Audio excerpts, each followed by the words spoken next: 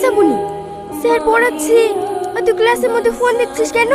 আমার যা ইচ্ছা তাই করবো। এই শ্রাবণী, তুমি ক্লাসের মধ্যে ফোন দেখছো কেন? আমি চাই না তোমার জন্য আরো স্টুডেন্টের অসুবিধা হোক। বেরিয়ে যাও এখান থেকে।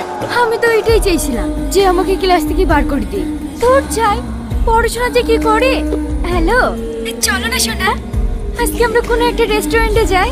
তুমি 5 মিনিট অপেক্ষা করো, আমি আসছি। শ্রাবণী, মারে একটু পানি দে না। পড়তে বসেও শান্তি নাই, সবসময় ডিস্টার্ব। আমার শরীরটা খুব অসুস্থ, তুই রান্নাটা বসিয়ে দে না মধু।